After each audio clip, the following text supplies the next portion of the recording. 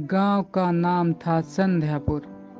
यह एक छोटा सा शांतिपूर्ण गांव था, जहां लोग दिन भर मेहनत करते और रात को चैन की नींद सोते थे। लेकिन कुछ महीनों से वहां अजीब घटनाएं हो रही थी।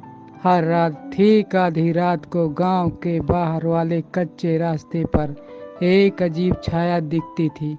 कोई नहीं जानता था कि वह छाया किसकी है, लेकिन गांव के लोग उससे डरने लगे थे। बच्चे को शाम होते ही घर से बाहर ना निकलने की सख्त हिदायत दे दी जाती थी। सुबह का समय था। गांव के स्कूल का छात्र राजू अपने दोस्तों के साथ खेल रहा था। तभी उसकी नज़र गांव के बरगद के पेड़ पर पड़ी, जहां एक बूढ़ा बाबा हमेशा बैठे रहते थे। बाबा ने उसे पास बुलाया और कहा, राजू, उस छाया से बचकर रहना। राजू ने हैरानी से पूछा, कौन सी छाया बाबा? बाबा ने गंभीरता से उसकी ओर देखा और धीमे स्वर में कहा, जो रात को गांव के बाहर दिखती है। राजू हंसते हुए बोला, बाबा, ये सब पुराने किस्से हैं, मैं नहीं मानता। लेकिन बाबा के चेहरे पर चिंता की लकीर साफ झलक रही थी।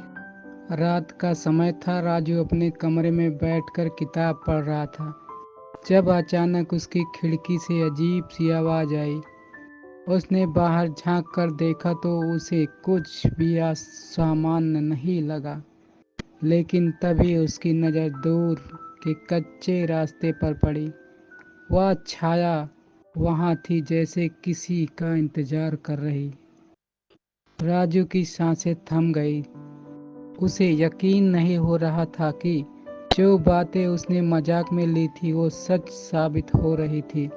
बिना समय गवाए उसने अपने दोस्त मोहित को फोन किया और सारी बातें बताई। मोहित ने कहा, कल हम दोनों वहीं चलेंगे और देखेंगे कि यह छाया क्या है। अगले दिन शाम होते ही राजू और मोहित गांव के बाहर कच्चे रास्ते की तरफ बढ़े। दोनों के दिलों में डर था, लेकिन उत्सुकता उसके कहीं ज़्यादा थी। जैसे ही सूरज डूबने लगा, हल्की ठंडक भी बढ़ने लगी। दोनों ने पेड़ के पीछे छिपकर उस छाया का इंतजार करना शुरू कर दिया। रात के ठीक 12 बजे वह छाया फिर से प्रकट हुई। इस बार राजू और मोहित के पास से गुजरी, लेकिन उससे अजीब बात यह थी कि छाया की कोई आवाज़ नहीं थी और ना ही वह किसी इंसान की तरह चल रही थी। ऐसा लग रहा था कि वह हवा में तैर रही हो। रात भर सो नहीं पाने के कारण राजू और मोहित ने निश्चय किया कि वह इस छाया का रहस्य जरूर सुलझाएंगे। उन्होंने गांव के सबसे बुजुर्ग व्यक्ति बाबा वशिष्ठ से मिलने का निर्णय किया। बाबा वशिष्ठ ने उनकी बातें सुनी और गंभीर होकर बोले, यह छाया एक पुरानी आत्मा की है, जिसे सदियों पहले यहाँ दफन किया गया। उसकी आत्मा को शांति नहीं मिली और तभी से वह यहाँ भटक रही है। लेकिन ध्यान रखना, उसे छेड़ने का अंजाम बहुत बुरा हो सकता है। राजू और मोहित ने तय कर लिया था कि वह किसी भी हाल में इस रहस्य से पर्दा उठाकर ही रहेंगे। उन्होंने रात को उस छाया का पीछा करने का निश्चय किया। आधी रात होते ही दोनों फिर से कच्चे रास्ते पर पहुंचे। इस बार वह पहले से ज़्यादा सतर्क थे। छाया फिर प्रकट हुई। इस बार राजू और मोहित ने धीरे धीरे उसका पीछा किया। छाया उन्हें गांव के बाहर घने जंगल की ओर ले गई। जंगल में घुसते ही चारों ओर सन्नाटा छा गया। अचानक छाया एक पुरानी टूटी फूटी हवेली के पास जाकर रुक गई और गायब हो गई। अगले दिन दोनों दोस्त ने गांव के बड़े बूढ़ों से उस हवेली के बारे में पूछताछ की। एक बुजुर्ग महिला ने बताया, वह हवेली राजा प्रताप की है, जो कई साल पहले वहां के राजा थे। कहा जाता है कि उनकी बेटी राजकुमारी सुदेशना ने किसी कारणवश उसी हवेली में आत्महत्या कर ली थी।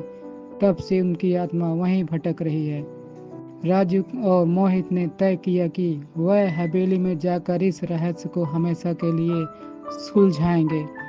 रात को दोनों एक बार फिर हवेली की ओर बढ़े। हवेली अंदर से तब और भी भयानक थी। दीवार पर मकड़ियों के जाले, फर्श पर धूल और दरवाजे खुद न खुद चरमरा रहे थे। तभी अचानक हवेली की एक दीवार पर कुछ लिखा हुआ दिखा। उस पर लिखा था, जो भी मुझे ढूंढने आएगा वह लौट कर नहीं जाएगा। अचानक हवेली के दरवाजे जोर से बंद हो गए। राजू और मोहित का दिल जोर जोर से धड़कने लगा। दोनों ने एक दूसरे की ओर देखा, लेकिन उनके पास अब पीछे हटने का कोई रास्ता नहीं था। अचानक एक जोरदार ठहाका गूंजा। दोनों ने मुड़कर देखा तो एक अदृश्य छाया उनके सामने प्रकट हो गई। यह वही छाया थी जो रात को गांव के बाहर दिखती थी, लेकिन इस बार छाया की आंखें चमक रही थी। छाया ने कहा, तुमने मुझे यहाँ तक पहुँचने की हिम्मत की, अब इसका परिणाम भुगतोगे। लेकिन तभी राजू ने बाबा वशिष्ठ द्वारा दी गई एक ताबीज निकाली और उसे छाया के सामने लहराया। छाया दर्द से चीख उठी और गायब हो गई। राजू और मोहित ने ताबीज की शक्ति से छाया को हमेशा के लिए हरा दिया।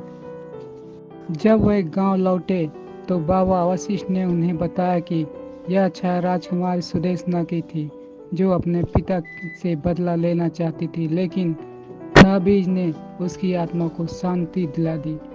गांव अब फिर से शांत हो गया था और राजू और मोहित गांव के हीरो बन गए थे। इस कहानी से हमें यह सीख मिलती है कि किसी भी रहस्य का सामना साहस और धैर्य और सही ज्ञान से किया जा सकता है।